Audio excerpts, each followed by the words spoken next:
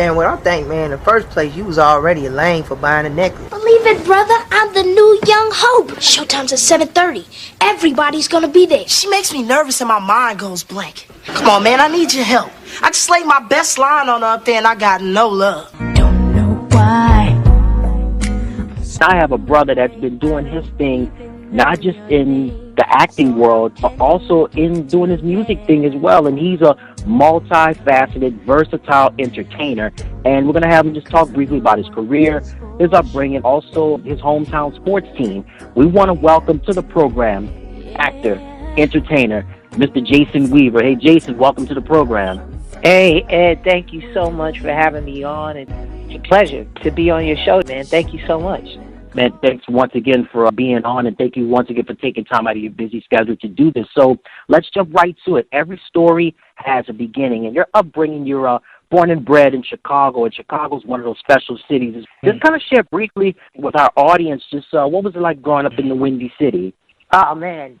Well, first and foremost, I've been honored to be born in the city. I was technically born in Harvey, Illinois, at Ingalls Hospital, July 18th, 1979. But I was raised partially on the south side, where my family lived for many years since the Great Migration, since my grandparents and my mother and my aunts and uncles had moved up from Atlanta, Georgia. And no, we've been the Haywood family has been a part of Chicago's South Side and an African-American neighborhood and community for years. My father was or my grandfather, I should say, Jacob Haywood, was a pastor, a bishop on the South Side and oversaw First Protestant Church, I believe, like right off of 71st Street. And no, pretty much my mother, Marilyn Haywood, also affectionately known as Kitty Haywood, her and her sisters, grew up in the church singing, eventually transitioned into the professional realm where they became professional recording artists that worked with the likes of Curtis Mayfield, Aretha Franklin, the Ohio Players, Tyrone Davis, a lot of like the Chicago legends, that came out of the city during that time. They even had their own record out at a time called Kitty and the Haywoods that experienced, some moderate commercial success.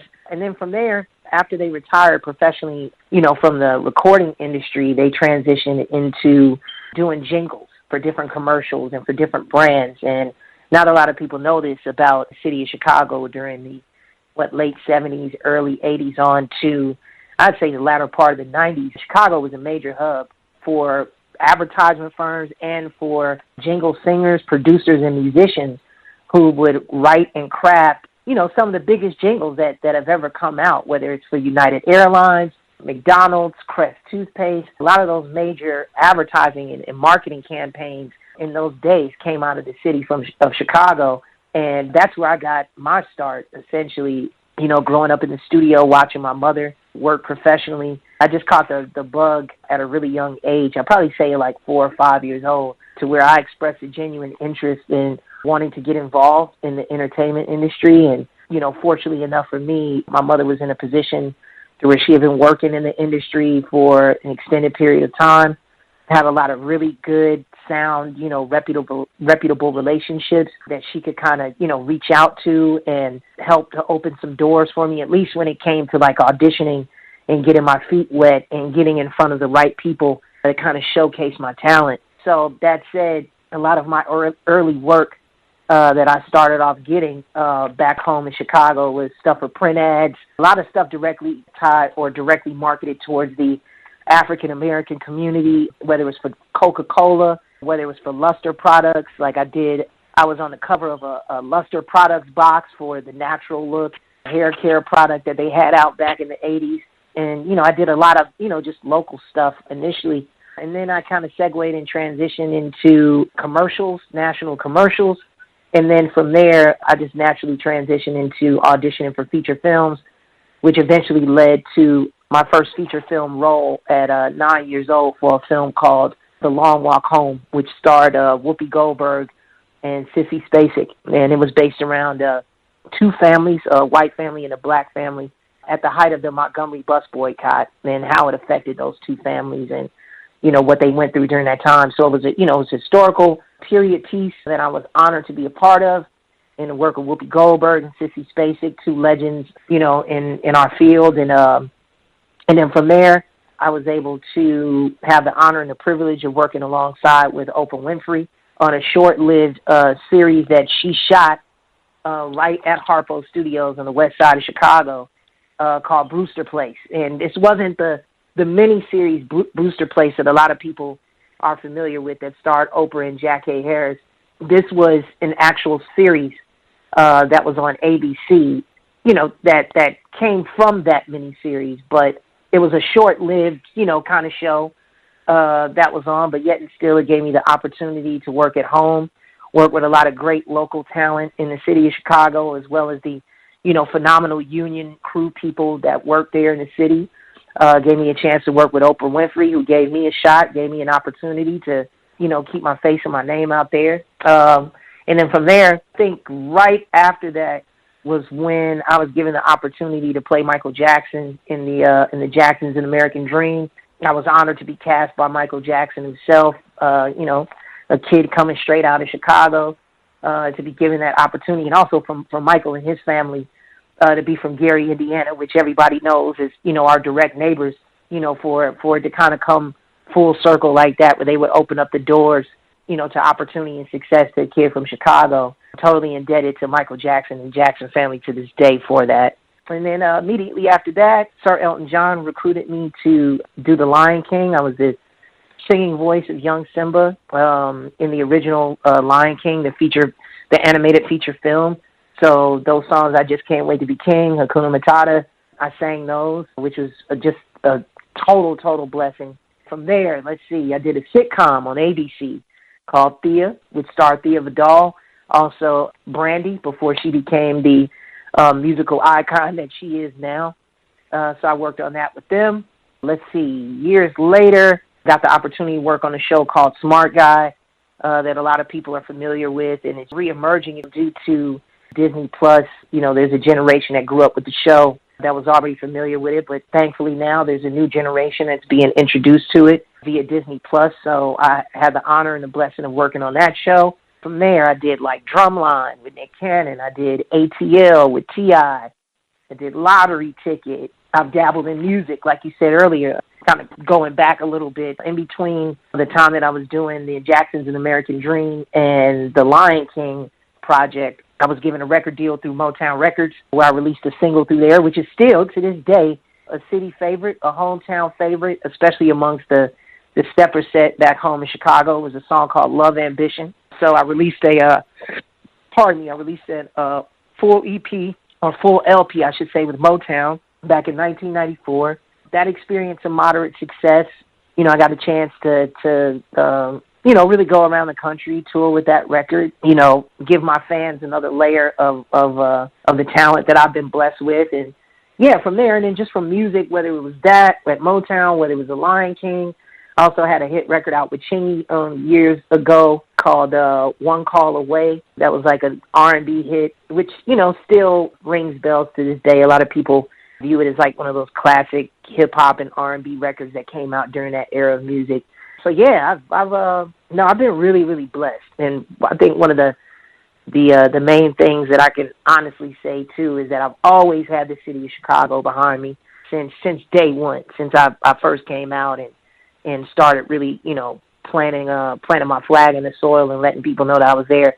I've always had the unwavering support of the city, and I continue to do it, and I'm very proud to represent the great city of Chicago as one of the talents that have come from there. And, I just pray and hope that I'll continue to be given the opportunity to do that, to keep representing, Wow, you've had a storied career thus far, Jason. And I want to get back to someone that was a storied person in our community, someone that was a groundbreaker in the entertainment world and just in the humanitarian world in general, the man that you mentioned earlier, Michael Jackson. And you played Michael Jackson in between the ages of 9 and 14 in the miniseries, The Jacksons: An American Dream. And that miniseries is still played on many outlets all over the world. What was the preparation like preparing to play young Michael? Because I know you watched him for a long time. I know your mother had the pleasure of having run-ins with him and stuff, but what was the preparation like in terms of as far as learning choreography and just his movements and things of that nature during that time period? And what was it like with the audition process and meeting Michael and the rest of the family? No, the preparing for the actual auditioning process, it was hard work. You know, my mother worked with me tirelessly to prepare me for the role. Many afternoons and evenings spent, you know, right in the middle of our kitchen after I got through with my homework, and us going through the songs, the early Jackson 5 stuff, whether it was I Want You Back or ABC, I'll Be There, all that stuff. Really studying Michael's tone, the character in his voice, the inflection that, you know, he had in his voice and on some of the words, and, you know, that he would sing out, and really mastering those subtle nuances that, you know, that were a part of Michael that not a lot of people would pay attention to like that, but definitely as it relates to the diehard Michael Jackson and Jackson 5 fans that they would pay attention to.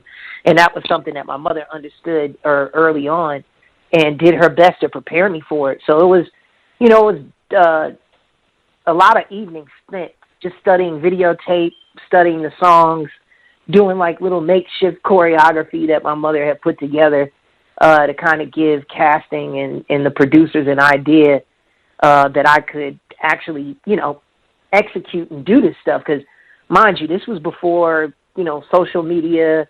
This is before the internet. You know what I mean? So there weren't a lot of reference points or back reference stuff that you could, you know, kind of refer to, you know, to kind of watch and to study and gather intel. And, like, you know, my mother was the one that really, you know, did all of that and put all that together to allow me to, you know, be as prepared as I possibly could for the actual auditioning process. And then when an actual audition rolled around, and I put myself on tape at my agent's office in downtown Chicago, by the time I started auditioning, I felt very confident about my ability to, you know, portray this role. And, you know, I knew that it was a long shot in a sense, because I knew that every kid in America and more or less around the world was itching for a chance, you know, to audition for this role. So I knew that the competition was really fierce and really steep, and all I knew was that no matter what, I should just put my best foot forward and be as prepared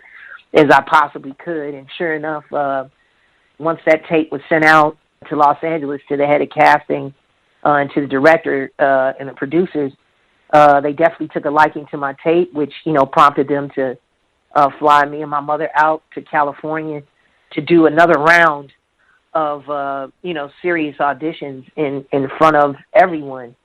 And so, you know, we got to Los Angeles and, you know, they put us in a hotel and the whole nine. And, you know, I'm thinking at that time that I'm one of probably the, you know, at least top 10 finalists that were being seriously considered to play the role. But surprisingly, and unbeknownst to me, prior to showing up, they brought like the best 100 kids from around the world to Los Angeles to audition.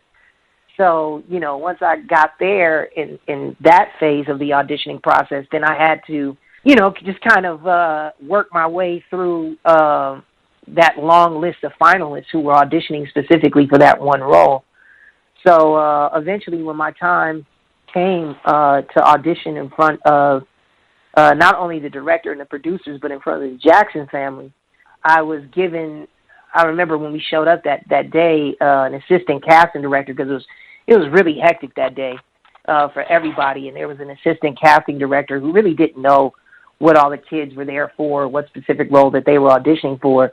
So she was kind of just handing out random sides to kids, period. You know, she had shot me the Randy sides, and of course that, you know, I recognized that that's not the role that I was flown all the way out here for. But I was still a little timid and reluctant to, you know, kind of make her aware of it. But what ended up happening was there was a kid that came out of the auditioning room right before I went in, and I guess he had, like, you know, pretty bad audition, and he was frustrated, and he threw some sides in the garbage can next to me where I was sitting and preparing to go and audition. And so I just happened to glance over into the garbage can and saw that they were the sides from Michael. I was like, oh, man, let me grab these and refamiliarize myself then because, you know, I just felt at that particular time it was like a now or never moment. You know, if I was going to do this, you know, now is the time to make the choice to step up to the plate and claim my destiny, if you will. And so I immediately took the sides out of a garbage can, began to refamiliarize myself with the material, and began to kind of mentally position myself in a way to, you know, go in and give the best portrayal of a young Michael Jackson that I possibly could. And so, you know, when I went into the room, I immediately noticed Mrs. Jackson, Mr. Jackson, Jermaine Jackson, his wife at the time, Margaret Maldonado, who coincidentally were also executive producers on the show. And, you know, I just performed my heart out. And I was reassured that I had done a good job, that I did a good job when Mrs. Jackson, as I was exiting out of the room to be escorted back into the holding area, she just gave me a little wink and a nod of approval to let me know at least that the performance that I put forth was impressive. And so from there, being completely honest with you, I was content with that. As long as they knew that, you know, I was a kid with a real talent, you know, as far as I was concerned from that point on, it didn't matter what happened from there because I recognized that, you know, somebody great or this great family that I've looked up to had taken the time to recognize my talent. So I was somewhat content with that. And they immediately after that, they put us on a red eye back to Chicago. We landed at O'Hare, I think at like, 5:30 the next morning. I actually had to, it was funny because I flew back on a red eye that night so I could make I was in a marching band at my school at McKinley Junior High. And we had a regional competition, I think, out in like Schaumburg or something like that. So I immediately left O'Hare after getting off the flight and went and did the band competition. We came in second that day. And then after that, I waited, like, I think anywhere from 3 to 4 months to hear whether I actually got the part or not because the final approval to portray Michael Jackson had to come from Michael himself.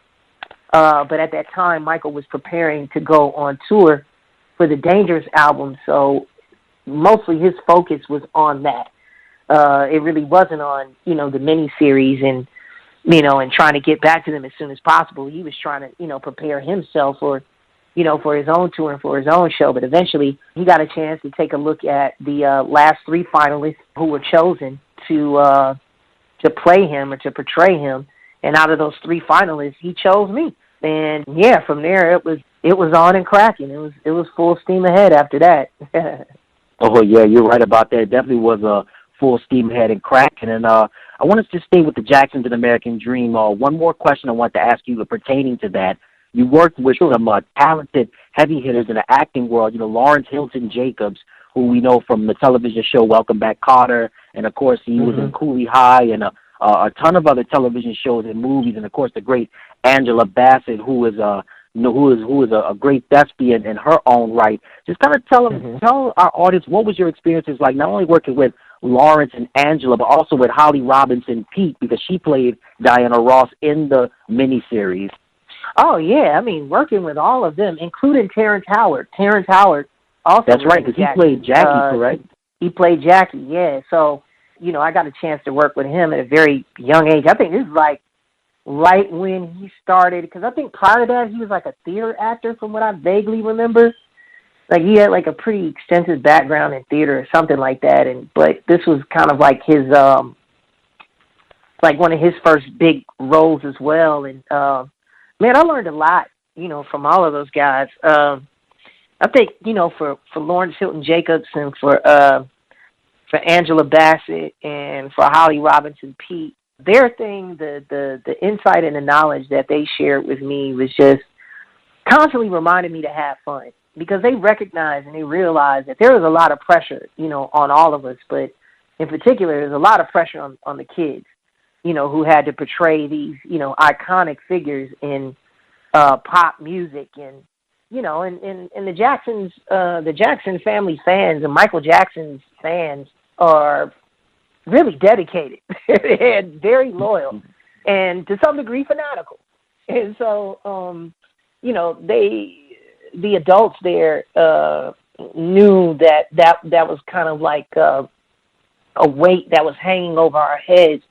And so I think the main thing that, from what I vaguely remember, what they always tried to do was just remind us of what we were there for to do in the first place.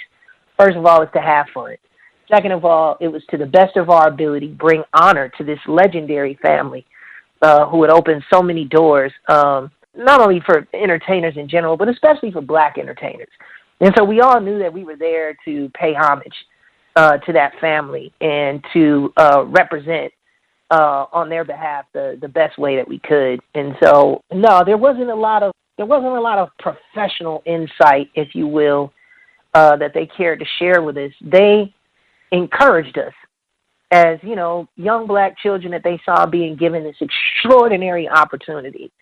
And they just took the time to remind us every day of how truly blessed we were to be there, you know, to work hard and to have fun and to be nice to people, you know what I'm saying, and just enjoy being in the moment. And those were some of the best pieces of advice that I've ever gotten in my career. You know, was from Lawrence and from Angela and from Holly Robinson. And, you know, although Terrence, he was still a young man at that time as well, him just having some of the experience that he had as being like, you know, a stage actor and all of that, he was able to share some things with me on a professional level to help me enhance my performance as Michael Jackson. So, no, it was all around. It was just an amazing and rewarding experience, and those things that I learned and took with me then, I still carry with me to this day. Absolutely. Awesome to hear. And then once you've had your time on being on that miniseries, you transitioned, stayed on the television side on the ABC show called Thea, where you played Jerome. And it was an interesting character because, as you mentioned earlier, this was Brandy before she really blew up, before Moesha and the mega stardom that she had. Just kind of briefly tell our audience a little about what was your experience like being on the show Thea? Oh, it was great. I mean, my experience of working on the show was awesome. You know, just being completely transparent. But, you know, and this is nothing new to people. But there was a little bit of drama between Thea and Brandy during that time. Where Brandy went through a lot. That's water under the bridge now. They've resolved that with one another, but there were, a couple little dramatic incidents that took place on set between her and Thea. But overall, my personal experience of working on that show was great. I wish we could have, stuck around for another season because it was a really good show. We had all the ingredients to be one of those series that, could have went on for maybe like 6 or 7 seasons, but it just wasn't in the cards. Just a lot of things behind the scenes that I won't, get into. That just didn't allow it to continue to carry on. But I'm thankful for the opportunity that I had to work with Thea Vidal. She was extremely nice to me and my mother, and I appreciate her for that. It was great to work alongside with Brandy and to see her before she made her ascension into R&B and pop megastardom. And also, to work with the rest of the cast on there. I worked with a lot of great people that I learned a lot from during that time. So, Thea was a great experience. That's one of those shows that I wish, man, we would have just been given more time with that show, because I honestly believe that it could have been one of those, that stuck around for years, but, just wasn't in the cards. Well, you definitely rebounded back on television again, Jason, because several years later, a show that was one of my favorites and still a lot of favorites in the hearts of many people is Smart Guy, where you were alongside with Taj Mowry and Essence Atkins and Omar Gooding, and it was a show that ran for several seasons. And again, you mentioned Smart Guy earlier because of the subscription service with Disney Plus, and of course it ran on the original WB. So tell our audience just about what Smart Guy and just what that experience was like. Man, Smart Guy was awesome. One of the more rewarding experiences that I've had in my career. whether it was the actual reaction that we got from our viewing audience, or it was just working with the people that I had the honor and privilege of working with every day. Working with Taj was awesome. He was a great kid. He's still a great guy. Working with Essence, of course. Working with John Marshall Jones. Of course, my brother Omar Gooding. Getting to work with Disney again and getting a chance to work on the Disney lot. And just to be able to have fun and to do great material, be able to tell a great story about a single black father, raising his children, hard-working black man, to be one of those actors during that time that was fortunate enough to be on a show that represented that. It was just an honor, man. And, behind the scenes, in front of the camera, everything that you saw, if it looked like we were having fun on that show, is because we all genuinely were. And we all got along great. We still do. Those are people that I still talk to this day. All of them hold a very, very special place in my heart. And, working on Smart Guy it was awesome. And I'm so happy that, Disney Plus decided to include that on their platform, to kind of build a reconnection between us as the people that were in Smart Guy, with those fans of ours who watched the show for years. And now, those people that grew up with us watching that show, now have families of their own, kids of their own, that they're introducing to the show, and the kids of this new generation are loving it. So, man, it's I'm very blessed to have been a part of that show and to have that experience. Let's stay with Smart Guy for a moment. Jason, Full House had a reboot. Will we see Smart Guy have a possible reboot? You know what? I don't know. That's a good question. Ultimately, that's going to be up to Disney. I'm sure. Well, I know it'll also be up to the availability, of the other actors. So, it wouldn't be like pulling teeth from a giraffe, if you will, if the studio called and said that they wanted to, make something happen. I'm pretty sure in everybody's own way, especially contractually, if it's allowed for them to do it, they'll make themselves available. All right. Well, now let's transition. Let's go back to the film world, and you mentioned about Elton John, and let's talk about The Lion King. You were the singing voice of young Simba, and you really resonated not just with children during that time period, but also with people from all over, because the songs that you sang in the movie were "I Just Can't Wait to Be King" and "Hakuna Matata," and certainly that that movie is still selling. People are still enjoying The Lion King. Just tell our audience a little bit about that experience, and also with the process of meeting Elton John. Oh, man. The experience of working with Lion King was unreal. I look back now in retrospect and, during that time, and just being completely honest with you, when I was recruited for it, while I was singing the songs, the whole nine, I had no idea how successful it was going to be. I knew that Disney had an extremely successful track record when it came down to their animated films, because I was a big fan of their stuff, like the Beauty and the Beast, Aladdin, Little Mermaid. Like, I grew up watching that stuff, like, alongside with everyone else.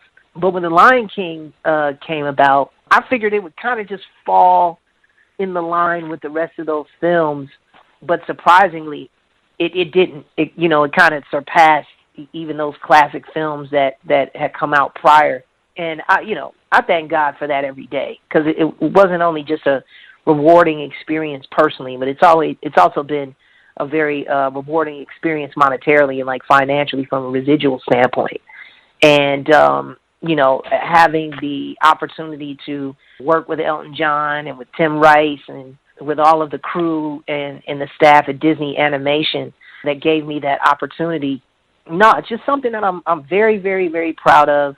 To this day, I'm totally indebted and so thankful and so grateful to Sir Elton John for, even presenting such an amazing opportunity to me, to a kid that had no idea what it was that he was presenting at that time. I had no clue that it was going to turn out to be the iconic animated feature film that it's turned out to be. And I'm so proud to have my name and my legacy aligned and attached to that. And, even with the new one came out, there were so many people from my generation and from that time when the original came out that, it allowed me to reconnect with some of my fans as well, and to make people aware of my involvement in it when I was younger. So, No, Disney's always been an amazing and great company to work for and to work with.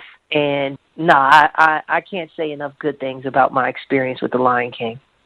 Man, I wanted you touched briefly just about you've reaped and you still are reaping the financial benefits of The Lion King as far as residuals, because residuals go a long way, especially in your industry. I wanted to know, did you have a say-so in terms of negotiating that deal, or did your mother have some input in that? No, I mean, my mother pretty much was the one who, built the framework for any deals, that were structured on my behalf. But that said, my mother never made any decisions that I wasn't aware of. I was always counseled. I was always brought into the fold, and I was always made aware of the moves that were being made on my behalf, because my mother recognized that at some point in time I was going to be the one overseeing my own business and my own career at some point. So at a very young age, my mother made sure that I understood contractual agreements and obligations and what this meant and what this stipulation meant and what this term meant and what this I was coached in that at a very early age, because my mother recognized from her time in being in the business and seeing so many other black entertainers get taken advantage of just based on the fact that they didn't have any knowledge about the business prior to entering into these deals and these agreements. She was hell bent on making sure that her son didn't fall victim to that same thing.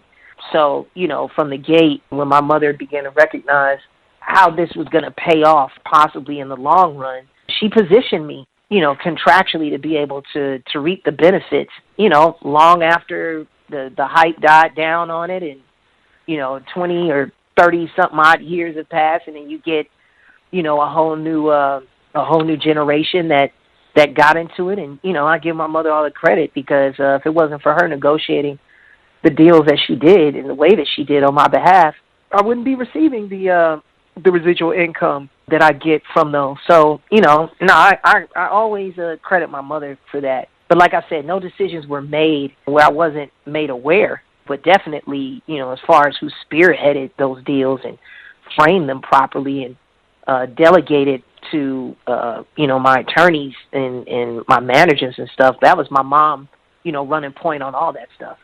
Awesome to hear. And speaking of running on point, you continue to be on point in the film world, a movie that's synonymous with the HBCU culture and just marching band culture, Drumline, with another superstar, a superstar that was definitely on the rise himself, Nick Cannon. And Absolutely. I know and a lot of the movie was shot in Atlanta, and you featured a lot of the big HBCU marching bands, such as Grambling State and also Clark Atlanta, Florida A&M, and a host of others. Just kind of tell our audience the experience of Drumline and also just working with Nick Cannon. Ah, man, working with Nick it was so dope. I think I said this in an interview a while back, even when I was back in Los Angeles. Like, people have no idea. I think people are going to come to really appreciate Nick much later on, as he gets older and as he continues to mature and grow in his career. But, man, from the very beginning, Nick Cannon has been a real player, not only as an actor or on-screen talent, but also as a businessman. And, during that time, Nick was able to really share a lot of knowledge that he had even back then with me when it came down to, producing, writing, developing your own projects. I mean, this was a guy that was talking that kind of stuff, like, while the rest of us were just simply happy to be in front of a camera. This was a guy that was creating, developing, and having ownership in what it is that he was creating as it relates to, his intellectual properties. And not only is he extremely smart, but he's a genuinely good guy, very nice guy, easy to work with. The experience of working with Nick, Orlando Jones, my brother Dallas Austin, who was the executive producer of it, Charles Stone, who was the director, man, all the people that worked on that. Zoe Saldana, too, huh? Zoe Saldana, although I really didn't have a lot of scenes with her, I really wasn't afforded the opportunity to do a lot of interacting with her on a professional level. But I still, knowing her and working with her, interacting with her, that was a pleasure. To be honest with you, working and learning more about HBCUs and the tradition and black college marching bands and the pageantry behind that. And again, the tradition, getting acquainted with that. Because I grew up in Chicago, and, you know, HBCUs aren't like a big thing up north like that, at least with me growing up. You know, I had heard about Grambling, and I had heard about Morehouse and Howard and all of those schools, but I didn't know that much about the tradition that came and the pride that came with being aligned with an HBCU. Just due to my upbringing, I was a kid that grew up thinking I was going to attend school at Notre Dame one day, you know what I'm saying, or go to Purdue or go to Wisconsin, or, you know, I was a Midwest kid. So when I was able to learn more about HBCUs when doing that film, I walked away with more than just a paycheck. I walked away with an experience. I walked away with lifelong friends. I walked away with an additional sense of, like, Black pride in our history and who we are and what we represent. It was rewarding all across the board, professionally and personally. So, you know, on top of the fact of me having that personal experience that I had with that film, and then for it to come out and to be as successfully as it was, not only with African Americans and with the Black audience, but with mainstream audience and internationally, it did really well. I take a lot of pride in that. I'm so glad that I was able to be a part of that film that could represent us and could represent our culture, for it to be received as well as it was through mainstream audiences and internationally. Absolutely. All right. Well, speaking of being a film well received by audiences, ATL. I mean, ATL is a classic amongst people in a lot of urban areas, and you had the pleasure of gracing the stage with gracing that movie with people like T.I., who was a hip hop giant in his own right. Of course, also Evan Ross, Lauren London, Jackie Long, also Michael T. Williams, who was in the movie, Big Boy, and you can correct me if I'm wrong, Jason. I believe Monica had a cameo in the movie, and also Monica had a cameo in it in the scene. Yep.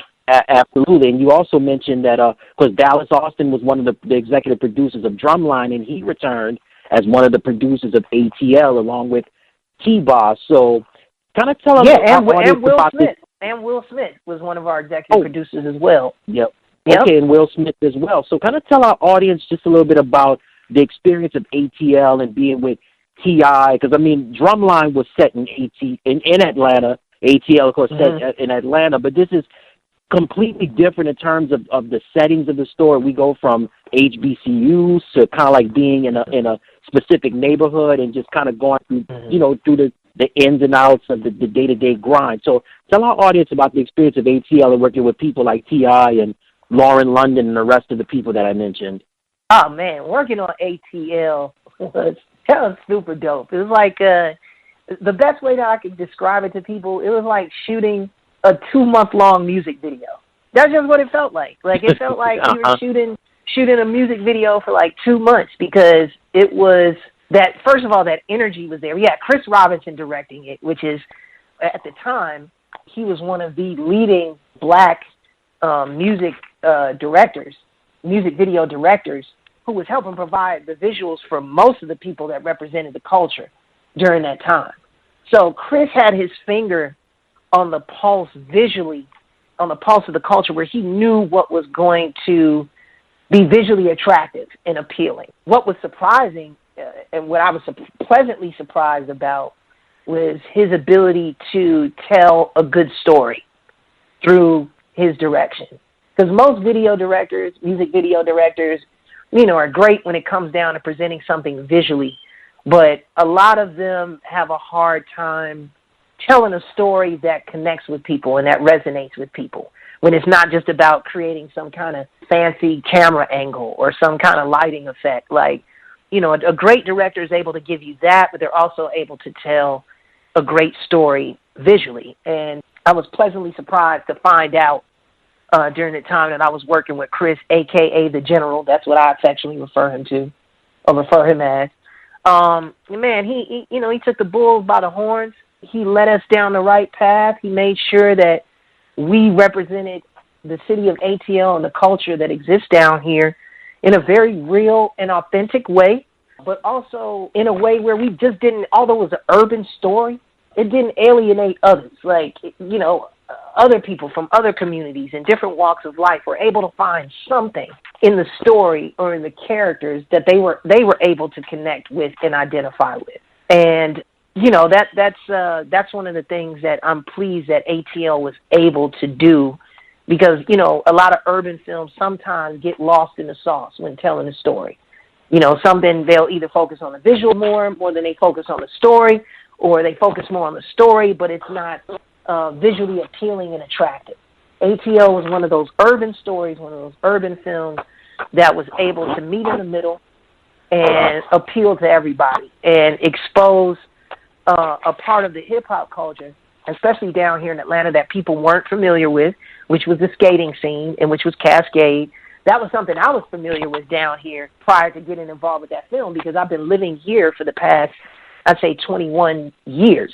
So I was already, familiar with what Atlanta was about. But for us to be able to capture that in a very authentic way on film and to present that on the big screen, I thought that was really, really dope. And, getting up every day, getting a chance to work with Tip, work with Lauren, Evan, Jackie, Albie, man, who a big boy, everybody that was on that show, man, we genuinely enjoyed each other's company. We genuinely had a great time every day on that shoot, where it didn't even feel like it was work. It just felt like we were all coming there together early in the morning to hang out.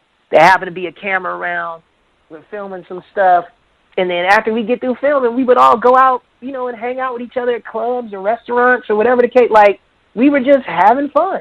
And I think that's another thing that people really connected with, with that film, is that they could see that there was a genuine camaraderie there between all of the actors. And I mean, it wasn't just the guys. Man, Malika and Khadijah, we'd all be kicking it. Lauren, some of her friends would come down from California that would visit the set. It was people, it was different music artists and different rappers and people like that would visit the set just to show support, and that would just come out of curiosity, trying to figure out what we were doing. No, but it was fly. I ain't gonna lie. When we did that, man, that was fly. So I'm glad that everybody, enjoyed the film, because we enjoyed making it. Awesome to hear, man. And also just want to talk briefly about another film that you did. You played the role of Ray Ray in Lottery Ticket with another hip-hop superstar in his own right, Bow Wow. And also the movie was another comedian named Brandon T. Jackson, also Naturi Norton, and also the late Charlie Murphy was in, as well as Ice Cube and Bill Bellamy and Leslie Jones. So just tell our audience the experience with Lottery Ticket. Working on Lottery Ticket was dope. That was another film that I had the pleasure of shooting down here in Atlanta. Shout out to Eric White, our director. Man, that was dope. That was another situation again. And mind you, I know this kind of sounds redundant. It sounds like I'm saying the same thing over and over and over again. But let me just say this. Let me preface this before I get into it. I've been really, really blessed and fortunate to work with some great people throughout my life and throughout my career. And I'm thankful to be able to say that just about every project that I've been involved with has been rewarding professionally and personally. And when I say personally, it has to do with the relationships that I've been able to build and to have with the people that I've worked with. So, yeah, Bow is a great friend. I knew Bow Wow, man, prior to Lottery Ticket. I mean, just seeing him down here and, working with So Def, I've known and been around Bow Wow since he was a little kid, since we were all kids. Working with Leslie Jones was the bomb. I have been a fan of Leslie's, man, for years. I've been watching Leslie work as a comedian since the Def Comedy Jam day. And Leslie was one of those comedians that had been working in the business. People don't know her story, but Leslie had been on the Chitlin circuit, had been on the comedy circuit for 30 years. You know what I'm saying? Not able to cross over that threshold into mainstream success and getting that, mainstream recognition. And I'll never forget, she and I were working on Lottery Ticket, and we would talk a lot, as far as what we were going to look to do next and, our careers and the whole nine. And she had gotten to a point where she became very frustrated with just constantly being on the road as a comedian and not in her opinion, not anything really that she was able to really gain from it, except for, just being one of those recognized comedians that would be on the Chitlin circuit. And so she and I would always spend time with each other, encouraging each other. Keep going, keep your head up. One of these days I would always tell her, I'd be like, Leslie, one of these days, man, somebody's going to walk into the Comedy Store or the Laugh Factory while you're doing a set, and they're going to go ape shit crazy. You're going to tear it down. And I said, and that's going to be when your big break is going to come. And so she would joke. She said, well, I've been working those clubs, for years, and nothing's ever happened, and woo, woo, woo. And so fast forward, lottery ticket comes out. It does what it does, experiences the modern success that it does. And then Leslie's still working the clubs, still trying to make it happen. And then in walks Chris Rock, and catches her doing an amazing set. I think either at the Laugh Factory or the Comedy Store. And that's what prompted Chris to call Lorne Michaels. And next thing you know, she's on Saturday Night Live. And now she is getting the just due recognition and proper respect that she deserves, because Leslie is honestly one of the nicest people that I've ever had the pleasure of working with. And she's totally deserving of all of the success that's been placed in her life. And, I don't know if she's going to hear this or whatever, but man, Leslie, if you ever hear it, I'm so proud of you. Congratulations on everything. I tell you that all the time whenever we run into each other, but she's one of those people that I was rooting for. And, to see things come to fruition and manifest in her life the way that they have. I couldn't be more happier for Leslie. God bless her. And all that being said, working with Charlie Murphy, rest in peace to Charlie. Charlie is my guy. He stayed cracking the setup. We cracked up. Every time Charlie was on set, he had the whole stage, the whole set dying. I didn't know at the time that was going to be, our one and only time that we got the chance to work with each other. But I'm so blessed to say that I had the privilege and the honor of working alongside with the legendary Charlie Murphy at one point in time in my career. And, everybody else, Notori, Brandon, man, everybody that was involved with the show. It was fun working with Cube, with the legend Cube. Like, man, I had never met Ice Cube before. Even all of my years of living in California, us having mutual friends, like me and DJ Pooh, me and him are real tight, but I never had the pleasure of meeting Cube. And so when we got the chance to work on Lottery Ticket, I'm telling him, like, I'm quoting lyrics from, like, the Predator album. I'm quoting lyrics from the NWA, NWA albums, like America's Most Wanted. Like, I'm going in. And after I got through doing all that and telling him how great he was, and Ice Cube sat down with me for like 30 to 45 minutes and expressed to me how he's been a fan of my career and some of the things that he's watched that I've done, and, sharing lines with me, like quoting lines that I had. And it was such a surreal experience, because here I am, like, looking at this legend that I grew up, listening to and admiring, and he took time out of his day to let me know that he appreciates my creative contribution.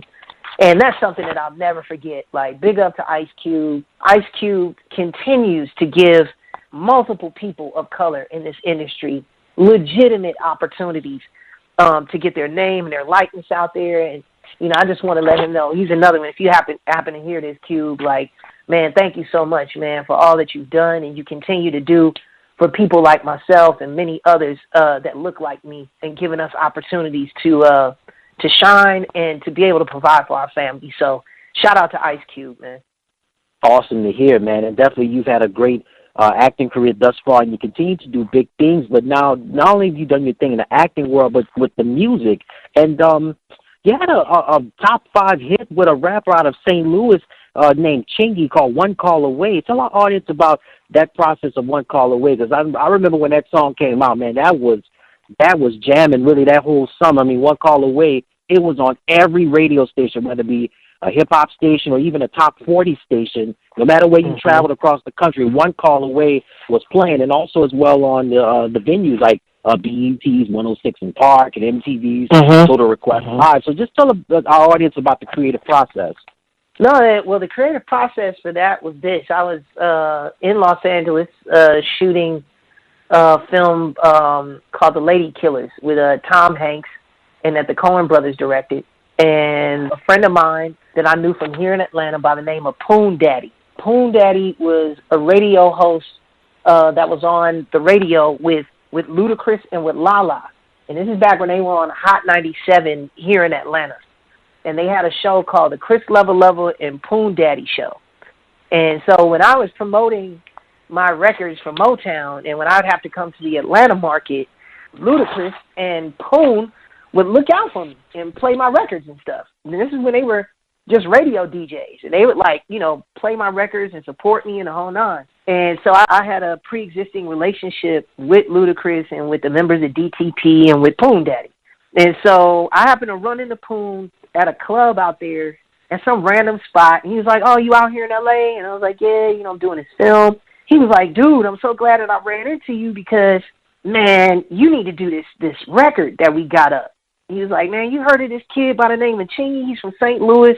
He has this song out right now called Right There. And, of course, I was familiar with it because Right There was, like, playing every 20 seconds, it seemed like, in Los Angeles. And so I was like, oh, yeah, I know that kid. He was like, man, check it out. We in the studio tonight. He's like, we're at Larrabee West Studios. Man, why don't you come on through and meet him? And while you're there, I want you to play this record, man, that I think you sound good on. So, you know, after I wrapped that night from filming or whatever, I went to the studio, met Chingy. He and I chopped it up, played a couple rounds of pool, just getting to know one another as young men. We hit it off instantly. And then Poon brought me into the room and played me One Call Away. And at that time, he played me, like, just the track. And, of course, I thought the track was dope. And then, you know, I asked him, I was like, you know, well, what's the hook? So him and Chingy just kind of sang the hook to me and what it was, you know, what it was supposed to sound like. And so I said, oh, man, that sounds cool. Well, you know, count me in. I'm down. You know, let's do it. So I think it was maybe two or 3 days later, DTP, or Poon, I should say, scheduled the recording session in Burbank. It just so happened that day I was filming like in Eagle Rock, California. So on my lunch break, Joel and Ethan Cohen gave me permission to get in a cab and to shoot down to Burbank and record the song. And so I recorded that record on my lunch break while shooting The Lady Killers. And, you know, next thing I know, maybe 3 or 4 months later, Poon called me and told me that the record had tested really well amongst focus groups and that 9 times out of 10, that was going to be the next single that they were going to roll out with. And sure enough, it was. And the next thing I knew, you know, it was on every radio station across the country and, you know, on TRL and 106 in Park and, you know, every other outlet that showcased, you know, R&B and pop music. So I'm truly appreciative and thankful that I was given that opportunity. Shout out to Poon Daddy. If it wasn't for him, I wouldn't have had that opportunity. So, you know, I make sure that I give him the credit for that because a lot of the times his name doesn't get mentioned or he doesn't get acknowledged when it comes to how that record was built and the success of it. But just so everybody knows, my man Poon Daddy, he was the one that put it together. And yeah, from there on, it went and just became very, very successful. So thanks to everybody out there that supported it. And I'm glad everyone liked the song. I like the song, and a lot of people all over the world like the song as well. And, you know, this is also a sports program, so I know, again, you grew up in Chicago, so you're a big fan of the Chicago Bears. You know, I'll keep it real. You're seeing guys like Patrick Mahomes, you know, throwing the ball like crazy. You're seeing Lamar Jackson. Like, we need somebody big. We need somebody that's going to be able to see over the line. We need somebody who's going to be tough and aggressive enough. And we need somebody that's going to be able to work fast enough to where he can run, not be afraid to take a couple hits, you know what I'm saying, and have at least like his passing accuracy on point and his passing percentage on point and up. And I think we need to figure out as soon as possible what we're going to do. But, you know, I need us to be coming out of the gate a real threat to where people are really looking to see us or expecting to see us in the postseason. I'm tired of us being a team where it's always a toss-up.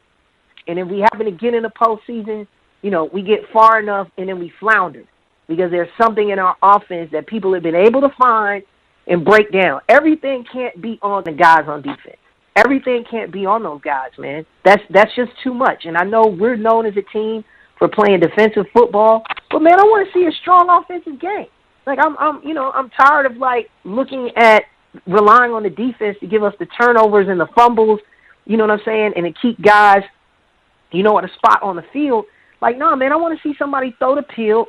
I want to see receivers that are aggressive, that are running like some really cool routes, you know what I'm saying, that are getting the ball and getting yards. You know, big up to the coaches. Like, I get it, but, man, we need to make some adjustments. We got youth. We got people. So, you know, and I know I get kind of loud and passionate with it, but, you know, I love the Bears. I love Chicago sports. You know what I mean? And I have a lot of pride when it comes to our teams and when it comes to the city. And I just want to see us win because I know that we're better than that. And the funny part about it is everybody wants to see us win.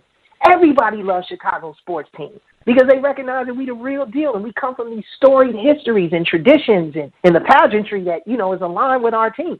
But we can't continue to carry that on and have people going, oh, yeah, Chicago, and every time we turn around, our team sucks. Like, come on. You know what I mean? Wow, you're certainly a passionate Bears fan, and, man, it's good to hear that emotion that you have, man, and it can definitely make some strides happen going into the future. Let's talk now about the Chicago Bulls. I'm going to be honest with you. I don't get excited about Bulls basketball until after All-Star. I'll catch a couple games. I'm just being completely honest here. I'll catch a couple games every once in a while, but I'm not there yet. I'm not watching every game yet. I'm not trying to, you know, figure out, okay, now we got this, now where we go. Because you really can't determine anything until after All-Star, like going closer to the postseason. Like I'll even start looking at basketball seriously like latter part of January going into February. Because by that time, I'll know we'll have our injury reports. We'll know who's healthy. We know who's probably going to be going until May and June. You know what I'm saying? Like, so I don't really like to put the cart before the horse when it comes to them, and I really don't like making a lot of predictions as it relates to the Bulls. But what I do hope is that we'll end up being real contenders. What I do hope is that one day we will get in that postseason soon and be dominant enough. But I got to be honest. Like, I mean, even if we got there, man, we're not stopping what's going on in the West at all. At all. Like, LeBron and them over there, they snapping. You know what I'm saying? Kawhi, they doing what they doing over there. Like, it's just, and you know, and even in the East, I haven't seen anything yet that's made me go, oh, God, like, we're on our way. We're on that trajectory to being those guys again. But here's what I will say about the Bulls organization that I appreciate. I carry the memories with me. So the organization can do no wrong as far as I'm concerned. I carry the dynasty memories with me when Mike was there, when Pippen was there. I had the honor and the pleasure of singing the national anthem at the United Center during the era one day. Had Mike and Pippen. Oh yeah, no, I sang the Star Spangled Banner, and it was during what season was that? I almost want to say it was the '96 season. And the Bulls asked me to come. I sang. Michael Jordan and Pippen gave me a pat after the song, shook my hand. Then I sat front row, sat courtside, and watched my guys. So, you know, all of that being said, I carry those memories with me. But what I'm still holding on right now to is the old legacy, the old regime. You know what I'm saying? And once I see that we're making some strides as it relates to turning into the Bulls team that we need to be for this generation, then I'll reconnect and I'll check back in. But I gotta be honest, like I don't check back in until after the break, and then I go, okay, so all right, where you guys at now? Okay, now who's healthy? Who's left? You know what I'm saying? Like, okay, so you're healthy, you're good to go. Okay. Well, what's LeBron and them doing?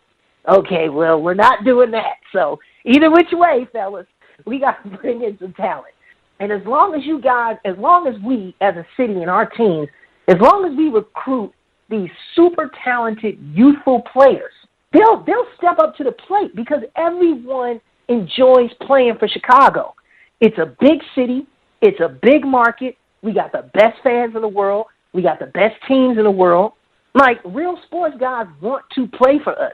So all we really got to start doing is actively, like, seeking these guys out when the off season is out here.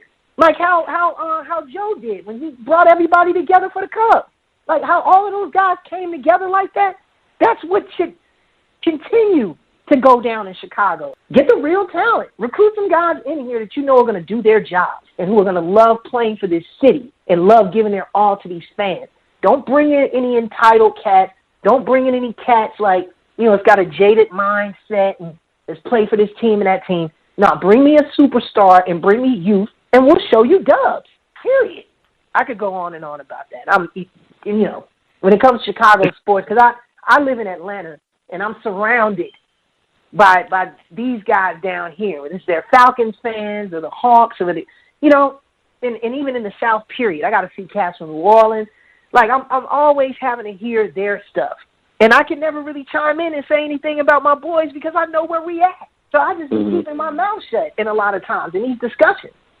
And I'm tired of doing it. I like to have my little bragging rights as a Chicago fan. You feel me, Ed? Man, I feel you on that one.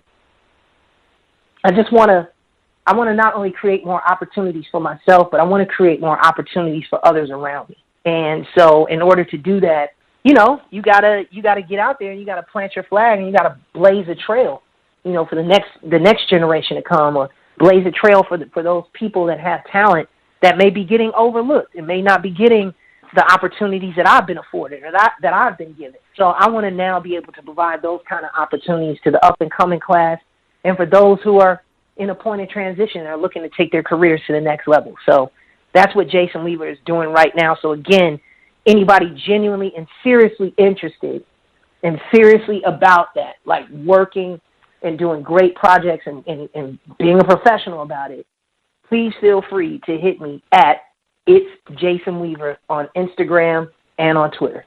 So anybody really trying to get at me, just hit me up on Twitter or on Instagram, and I'll definitely reach out to you. Awesome to hear. Well, you've heard it from him. He's Jason Weaver. Thank you so much for being on the program.